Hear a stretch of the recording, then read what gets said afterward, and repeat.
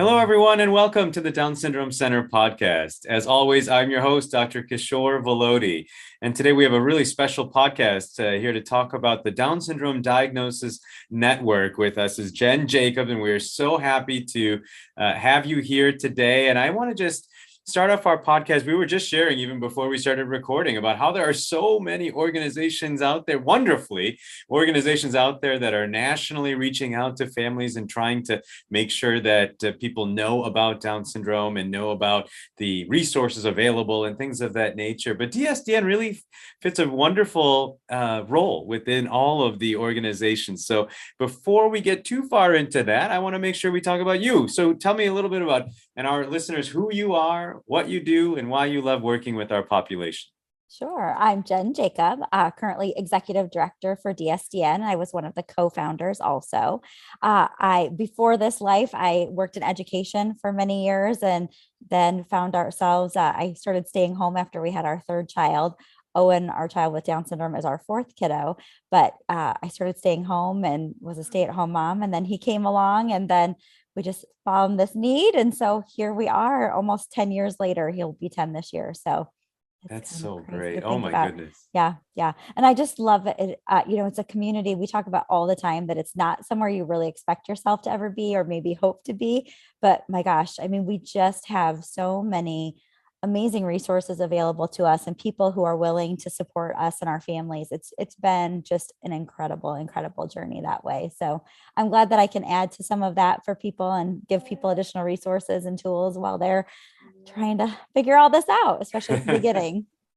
And I think, for our listeners too, Owen's in the background. He's playing a fantastic video game he showed me earlier. So if we hear Owen in the background, that's only because he wants to be a part of the podcast too, which why not? He's a great guest, I'm sure, in the background there as well. So, well, Jen, I was hoping maybe you could tell us a little bit about your passion, and we'll talk about DSDN in particular here in a moment. But what was it that made you, the decade or so ago now, say, boy, we really need to have the Down syndrome diagnosis network? Right? What is the reason for that? Yeah, it was really twofold. At the beginning, he was our fourth kid, but I felt like a brand new mom with Owen.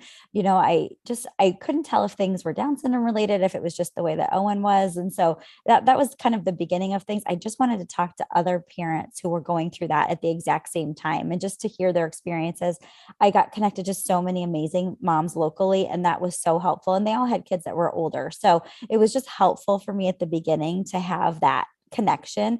And I think that was our other biggest thing as we got started. We knew that so many organizations were serving families and people with Down syndrome over a lifetime, but it was really kind of worrisome and scary to me at the beginning to like pop into some of those websites and see things about Alzheimer's research. Yeah.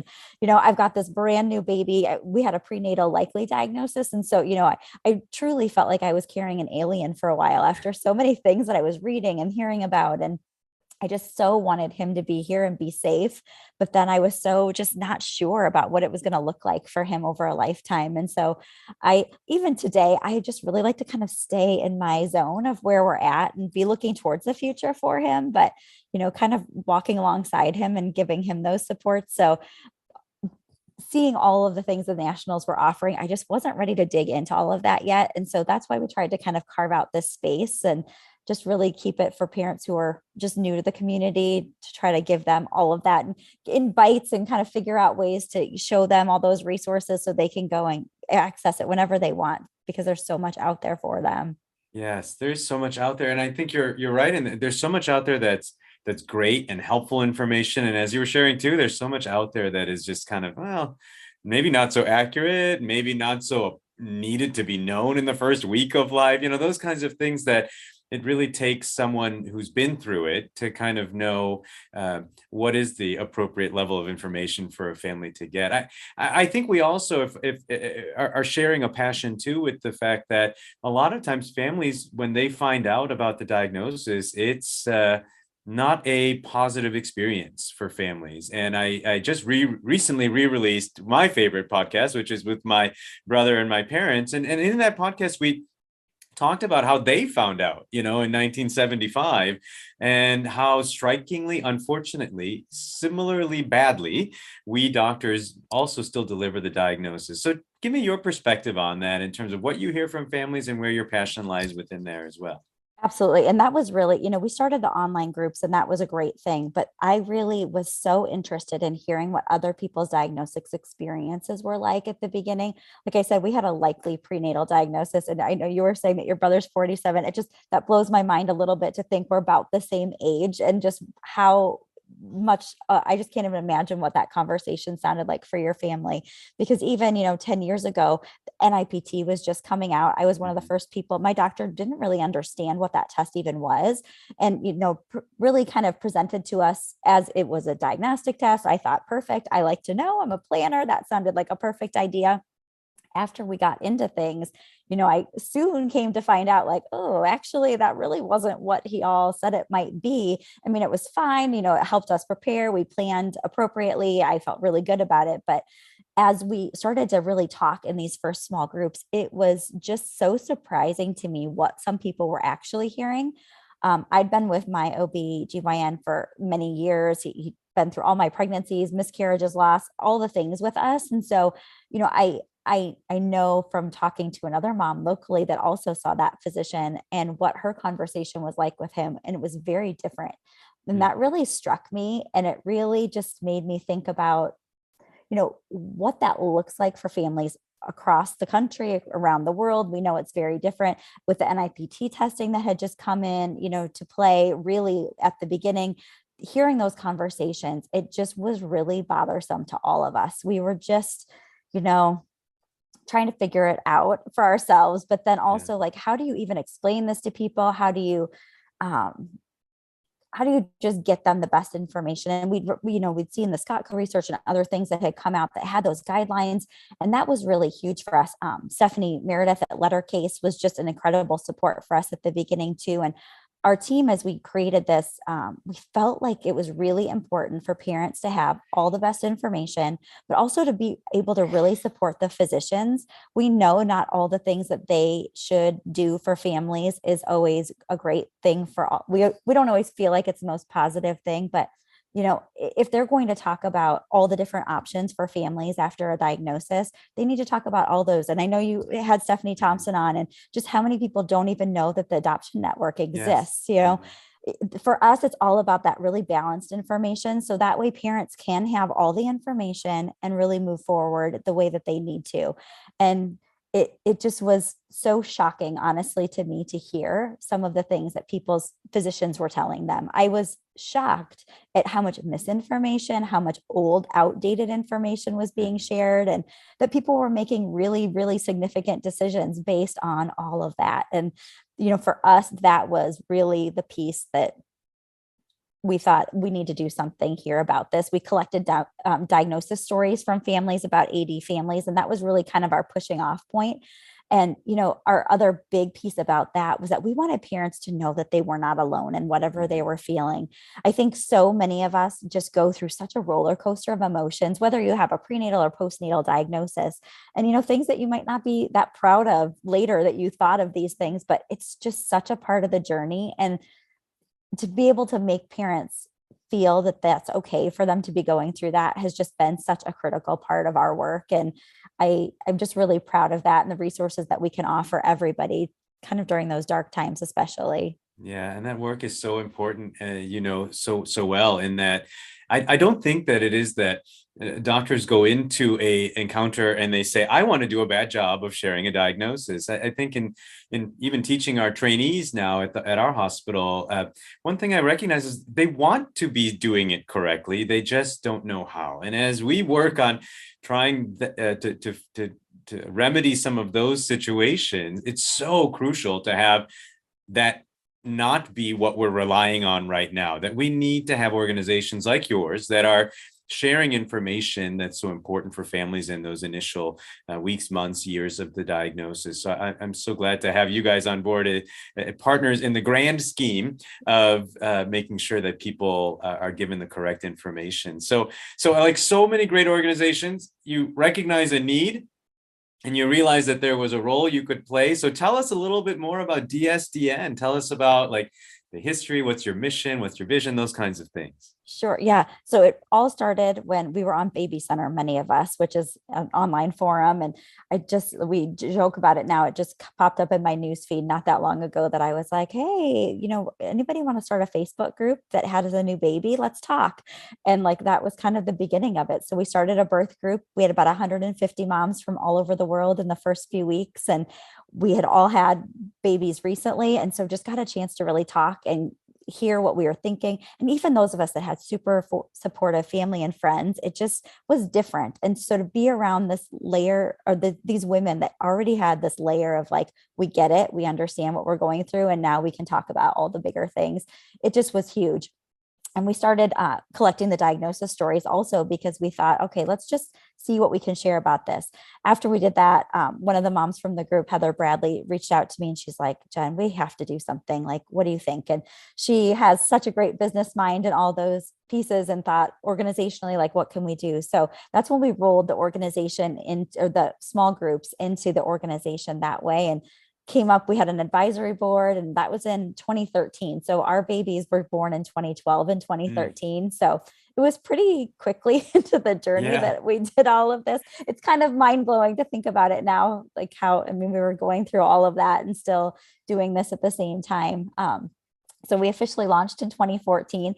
Our big goals were to be able to connect families with other families, making sure that parents at the beginning definitely knew that they had somebody else there with them and be able to share supports and resources. And our vision was really that every parent who gets a new diagnosis has access to information and resources at the beginning, that every physician has that as well and knows what things to provide for them. So having those two pieces in place, we started the first birth group, and then it just started to kind of go from there. We started creating more birth groups, so parents are connecting with other parents who've had children at about the same time. At this point, I think we have dozens, I think over 40 small birth groups. So parents who have a child at any age can get into another group and talk with other parents who have children at that same age. We have so many subgroups. The things that kind of came out of that is it's great to have conversations with people who have children like aged as you, but there's also just so many layers to this. So parents who have heart conditions, or children with heart conditions, we have single parent groups, we have dad groups, we have a Black families group, we have a Spanish speaking group. It's gotten a little crazy. I think we've got like 50 subgroups at this point, but it's been so rewarding to be able to offer these layers for people when they need it, because to be able to have 24/7 access. I don't know how parents did it. I don't know how your parents did it. If, probably feeling so alone in some of it. And so to be able to offer that for people who are interested in online connection, it's just been huge. Wow. And, it's obvious, your passion for this. And I think you were saying how it started so soon after you had Owen, but I think that's probably when your passion and your motivation was so great. And it's beautiful to see it still that way, even this many years later. I'll tell you a story. I didn't realize exactly what these retreats were that you were having, the DSDN was having. And I remember one time a mom came and I said, "Oh, how was your weekend?" And they said, I was at the Rockin' Mom retreat. And I thought it was some sort of like Woodstock, like a rock and roll type of thing. And then I started to hear other moms talk about it. And I learned a little bit, but would you tell our audience, like, what are these Rockin' Mom, Rockin' Dad? Why are they named Rockin'? All those kinds of things.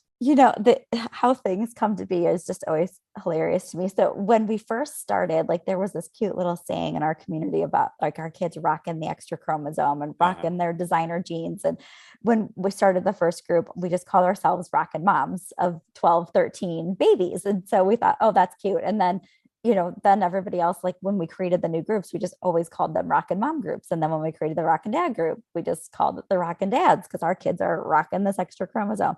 So, it really came from nowhere other than hearing it and us just saying, oh, let's call the group this. But it's really, it's been something that now I feel like we can all feel like it's our identity a little bit. I know I think I even have, a Rockin' Mom shirt on today. There you go. Mom things, I think it just feels like it's something to kind of hang on to and give us a group identity that way. So it's been really amazing. But after we started that first group, we're from all over the world, our first group. And we were like, what if we could just see each other? Like for some of us that were in little areas, like some of us met up that first summer, even in Chicago, like anybody who could kind of drive and get there, we just all met up. I think there was about a dozen of us that first year. And it was just awesome to see, these women that I had been walking alongside so like critically in that first few months.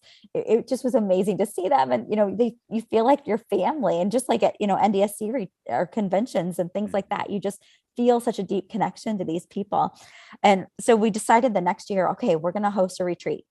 This is not going to be a conference. It's going to be kind of an anti-conference. We're just going to get together, hang out, it's our weekend to see each other in real life. So we met in a little airport hotel in Minnesota near Minneapolis and had a great weekend of just a few speakers. We did some service projects for new families, and it was just amazing. Then a few years later, we started the dad retreat because they wanted in on it too. It's a little bit smaller than our mom events, but our last we had an in-person event-ish in Denver last year that was different. But in 2019, we had our biggest event. We had 750 moms in Nashville. And that was just like, I had a huge appreciation for the NDSC conference after that, because like managing that many moving pieces was huge. And we actually, I think that was one of the great things that came out of pandemic, that it really forced us to think about like, okay, that was awesome, but was that like, do we need to do all of that? Like, what is the real spirit of our event? And connect and recharge has really been the key pieces. So we've kind of peeled things back a little bit and not making ourselves run around so ragged either. And in Denver, it was lovely that way. And so this year we'll be near DC for the moms in September, and the dads will be in Indianapolis in July. So wonderful. Yep. Each year, whole goal for parents to just connect and recharge and be together, maybe eat some hot meals that are supposed to be hot and cold meals that are supposed to be cold, and get a good night's sleep, and really a weekend to use however they see fit. That's so great. And these are going to be in person, it seems that hopefully we're going to be moving towards more in-person everything these days, I hope. Yes, we hope so too. I think that's the caveat for all things now. We just know like this is the way we're hopefully moving forward, and yes, we'll see. Last year we ended up making some adjustments just ahead of the event, and it was lovely. So I think parents are just needing to be away and together, so they're willing to really do whatever we need to keep everybody safe. Well, as you know, this podcast goes out really all over the world. And so there are going to be families that are going to be hearing this podcast and saying, boy, I really would love to have more information, or I would love to get more involved with DSDN and figure out how my family might benefit from some of the resources that you were sharing. What would be the way that a family might get involved with DSDN? What would be your suggestion? Yeah, the easiest things, we're all online based in Facebook currently. And so you can go on Facebook and either find our main page and get links to all of the groups. Otherwise, just our website, which is dsdiagnosisnetwork.org. And that you can get to all the groups, all the birth club groups, all the subgroups, all the connections. Our support team has been incredible. We just brought on another staff member last year, Christy Cooper, our family support director, and she has been working with that team, and they created this really cool online resource library that's super focused on that pregnancy through age 3 stage. And so it's been a really awesome place to kind of have everything housed for brand new families. So those ways I think are probably the easiest for people to get connected. We're also on Instagram. I think we have Twitter, but we're not super tweety, I guess. There's so many social media options these days. Maybe there'll be a DSDN TikTok video for all I know one day. Who knows? We did start a TikTok channel, and there you go. The only thing that's on it right now is me saying we're going to be on TikTok, and that's it. So someday. Oh my. Well, really great to get to talk to you. We were sharing about how, we must have passed each other in the hallway many times at the NDSC convention at some point, but never were able to stop and say hello. So it's great to be able to see you, and hope to see you at the convention coming up for NDSC. And of course, these Rockin' Retreats sound like they're a lot of fun. Although it doesn't appear that there's a Rockin' Sib retreat yet, but maybe one day. Maybe. I know. We need some sibling-focused organizations. How cool would that be? That is a good idea. Look at that. Yeah, there you go. There's your next project in your free time. I'm sure that you don't have. Oh, I love it. I love it. Oh my goodness. Well, thank you so much for joining us and sharing about your experiences, but also your passion for DSDN and the work that you're doing. And for our listeners, I hope that you found this information helpful as I did. And I want to make sure that you know that topics, including this one, just reach out to me by email if you have a topic that you'd like us to cover. We're always happy to find speakers to be able to share more about what they are doing or what their area of expertise are. You can reach out to us at Down Syndrome Center at chp.edu. Also, if you'd like to partner with us in what we do, we would love to have you as a partner. You could just go to givetochildrens.org/Down Syndrome Center, and you can support what we do at our Down Syndrome Clinic as well as this podcast. But until next time, bye-bye.